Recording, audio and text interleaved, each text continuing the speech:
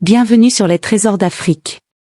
Ici, chaque histoire est un voyage au cœur de l'Afrique, là où les contes se transmettent de génération en génération, porteurs de sagesse, de magie et d'émotion.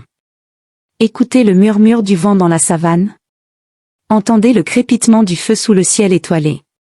Ouvrez votre cœur aux récits des anciens et aux légendes qui ont bercé nos ancêtres. L'Afrique regorge de trésors, et nous sommes ici pour les partager avec vous. Alors installez-vous confortablement et laissez-vous remporter par la magie des contes africains.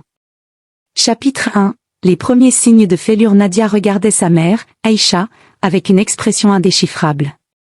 Depuis quelques mois, leur relation s'était tendue, et l'origine du mal était évidente, l'argent. Aïcha, une femme d'une 60aine d'années, avait passé sa vie à bâtir un empire commercial dans l'import-export, offrant à sa fille unique une éducation privilégiée et une vie sans privation. Mais depuis que Nadia avait épousé Karim, un homme ambitieux et influé par son cercle d'amis, son comportement avait changé. La maison familiale, autrefois un havre de sérénité, était devenue un champ de bataille invisible. Les soupirs d'Aïcha résonnaient dans le silence pesant du salon, tandis que Nadia, assise sur un fauteuil en velours rouge, faisait défiler son téléphone sans accorder un regard à sa mère. « Nadia, depuis quand ne pouvons-nous plus parler sans que tu sois distraite ?» demanda Aïcha, la voix tremblante. Nadia leva les yeux, agacée. « Maman, je suis occupée. Si c'est encore pour me parler de l'argent, je crois qu'on a déjà tout dit. » Aïcha serra la tête. Elle n'arrivait pas à croire que sa propre fille, qu'elle avait élevée avec tant d'amour, pouvait lui parler avec autant de désinvolture. Depuis quelques mois, Nadia lui faisait comprendre, par des phrases sibyllines et des silences évocateurs, que sa présence devenait encombrante. Karim et ses amis, des hommes et des femmes avides de luxe et d'opportunités financières, avaient peu à peu planté dans son cœur une graine de mépris. Aïcha se leva lentement et pose une main sur l'accoudoir du fauteuil de sa fille.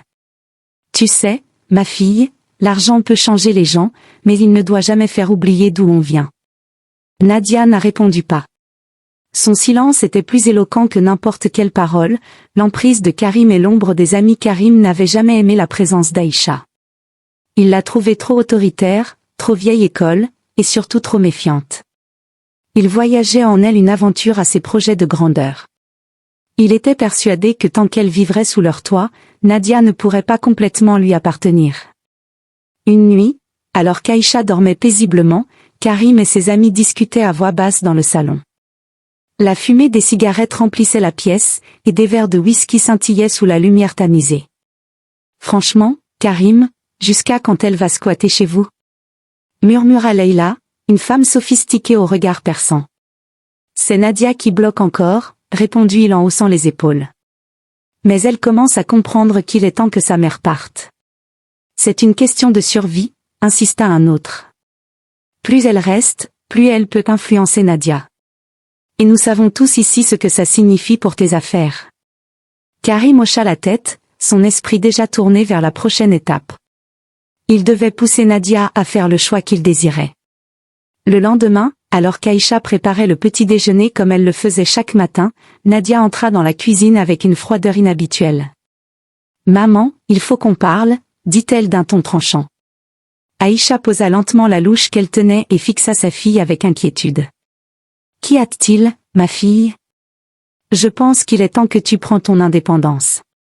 Tu as assez d'argent pour vivre ailleurs, et nous avons besoin d'espace, Karim et moi. » Le silence qui suivit fut glacial.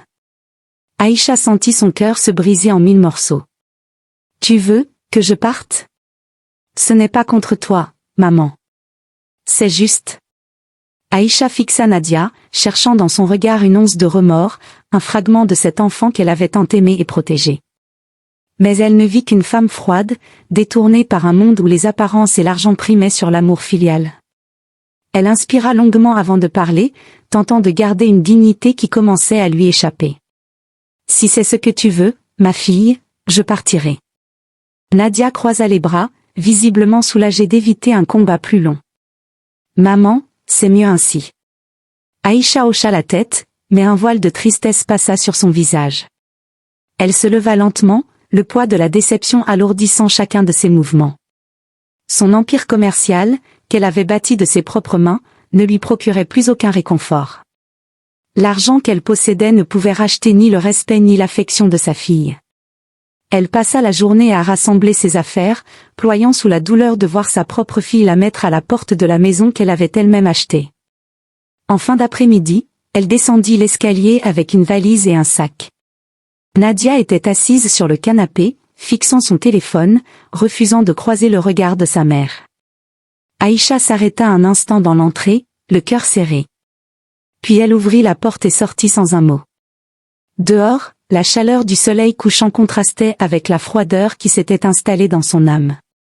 Aïcha trouva refuge dans une résidence hôtelière en attendant de se reconstruire. Le vide laissé par l'éloignement de sa fille était une plaie béante qui ne se refermait pas. Mais au fil des jours, un sentiment de détermination prit le pas sur la douleur. Elle se promit de ne pas sombrer. Elle n'avait pas passé sa vie à lutter pour se laisser abattre maintenant.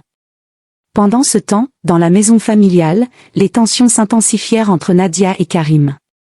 Ce dernier, sans l'obstacle qu'était Aïcha, commença à montrer son vrai visage. Les invitations mondaines se multipliaient, les discussions tournaient autour de profits et d'opportunités, et Nadia se retrouva de plus en plus isolée. Un soir, alors qu'elle rentrait tard d'un dîner d'affaires, elle trouva Karim au téléphone. Il parlait à voix basse, mais quelques mots lui parvinrent. Aïcha est partie, tout est sous contrôle. Maintenant, on va pouvoir avancer. Un frisson parcourut Nadia. Une réalité qu'elle avait refusée jusque-là s'imposa à elle, sa mère avait peut-être été la seule personne à vraiment la protéger.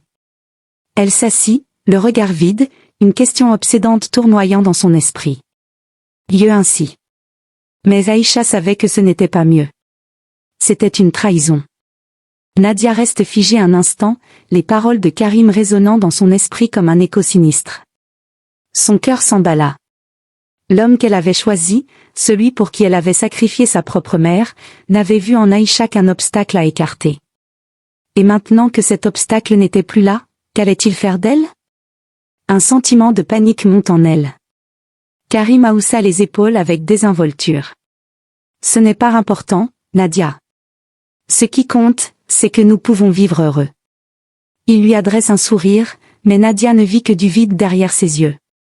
Elle se recula lentement, une angoisse froide s'infiltrant dans son cœur.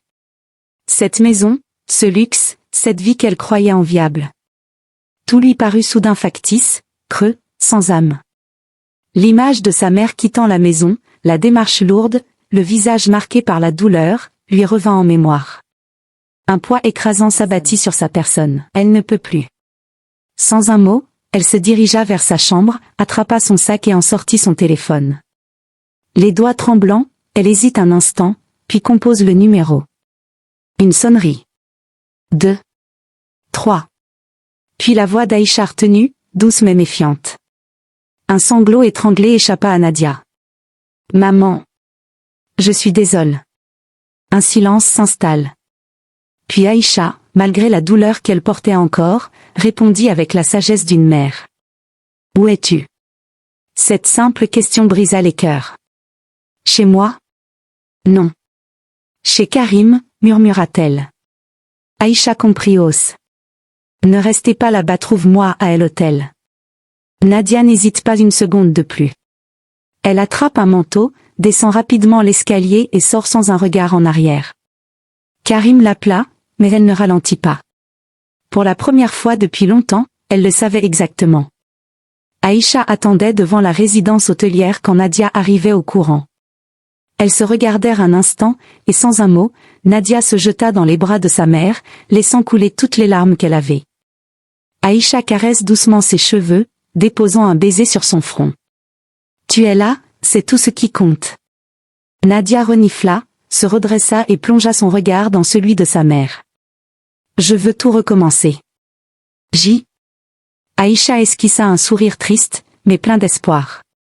Alors, comment? Le soleil se lève doucement sur la ville, illuminant les rues d'une lumière dorée.